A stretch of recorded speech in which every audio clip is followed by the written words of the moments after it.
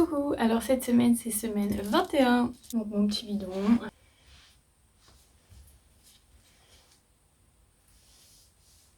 Donc la grosseur n'a pas trop changé, mais là je viens de lire que le bébé à ce stade-là doit faire à peu près 26 cm. Ça me paraît énorme 26 cm, j'ai pas l'impression qu'il a place pour un objet, une masse de cette longueur. Je trouve ça énorme, ça fait, comme on dit, de là à là, ça fait à peu près 20 cm pour tout le monde, donc ça fait encore plus, ça fait par là, ça fait quand même une belle bête. Donc il doit être trop recroquevillé là-dedans. Ah là là, ça fait bizarre, le pauvre, presque. Il doit pas avoir assez de place. Enfin, c'est trop bizarre de se dire qu'ils sont recroquevillés comme ça tout ce temps.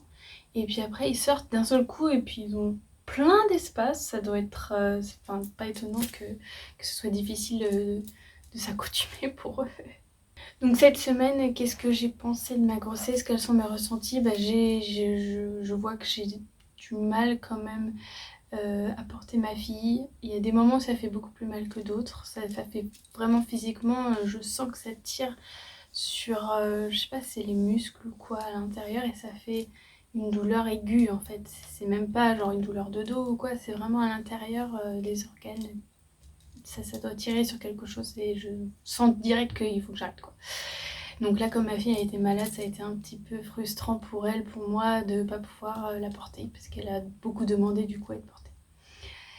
Donc c'est difficile un peu psychologiquement de ce côté-là pour une deuxième grossesse. Pareil, je peux pas... Enfin, j'avais l'habitude de vraiment jouer beaucoup au sol avec elle sur un tapis, un peu comme là, mais vraiment à jouer, me rouler par terre, elle me saute dessus, etc. Et là, c'est vraiment pas possible. Je sens que j'ai du mal à me tourner. Enfin, il faut vraiment que je prenne mes précautions quand je bouge au sol pour pas tirer trop sur les abdos, etc.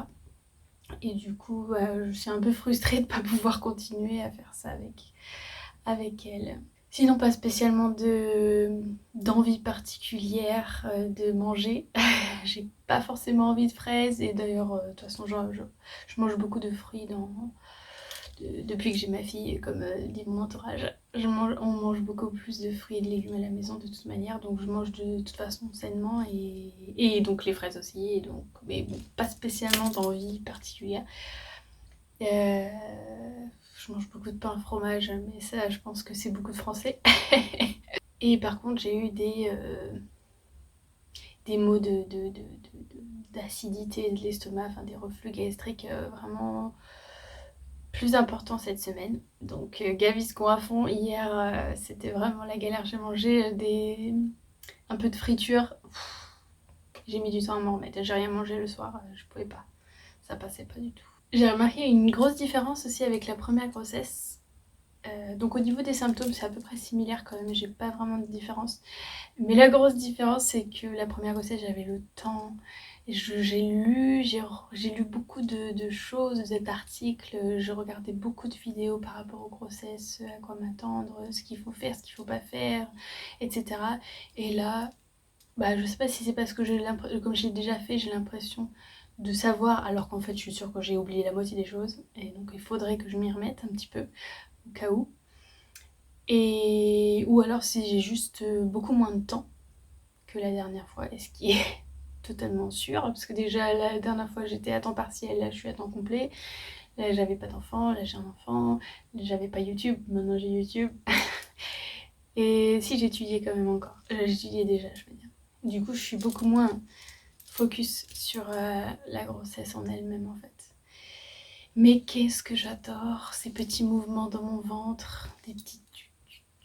Et pour quelqu'un qui connaît pas ce que ça fait, quelqu'un qui n'a pas encore ressenti ces mouvements, pour la seule, j'ai pensé comment l'expliquer à quelqu'un qui connaît pas, en fait, qui a jamais vécu cette sensation. J'ai pensé à ça, en fait, quand on met son doigt sur la carotide pour sentir le pouls, on a l'impression qu'il y a quelque chose à l'intérieur qui pousse sur notre main. C'est ça qu'on appelle le pouls, d'accord. C'est les pressions sanguines à l'intérieur. Et donc, cette pression qu'on sent qui vient de l'intérieur sur notre main à l'extérieur, bah, ça fait un peu cet effet-là en fait, les mouvements du bébé qu'on ressent en bas du ventre. C'est ça que j'ai trouvé le plus proche en fait, mais beaucoup moins régulier bien évidemment. Et d'ailleurs c'est marrant parce que cette nuit, je sais pas si c'est ça qui m'a réveillée ou quoi, mais le bébé a eu des mouvements assez réguliers à un moment. Et je me suis dit, bah, des fois ils disent que ça peut être d'avoir le hoquet. Si on a un rythme régulier comme ça, saccadé, avec des mouvements saccadés, ça peut être le hoquet. Mais là, je sais que c'était pas ça parce que ça venait des deux côtés en fait en même temps. Alors je pense qu'il était plutôt en train de rêver en fait. C'est quand on dort et qu'on a ces mouvements comme ça là. Et je pense il a eu ça 2-3 fois de suite, 2-3-4 fois de suite. Parce que ça venait vraiment des deux côtés, à droite et à gauche, donc probablement les pieds comme les mains, qui vont toucher les parois utérines. Parce qu'à chaque fois qu'en fait j'ai des mouvements, j'essaie de l'imaginer à l'intérieur, dans quelle position il est, et c'est quelle partie de lui qui fait ce mouvement, quoi. Et ce sera mon deuxième Noël enceinte. Sauf que la première fois, en fait, je le savais pas encore. Même si, bon, bah, avec le Covid, on fait Noël seul. En Angleterre, loin de la famille, loin des amis. Enfin, on a mon beau-frère qui est avec nous, donc ça fera un petit peu d'émulsion. Et peut-être ma belle famille qui va venir après Noël. Mais ça va être quand même un peu tristouné. Voilà, c'est tout pour semaine 21. Et je vous retrouve à semaine 22.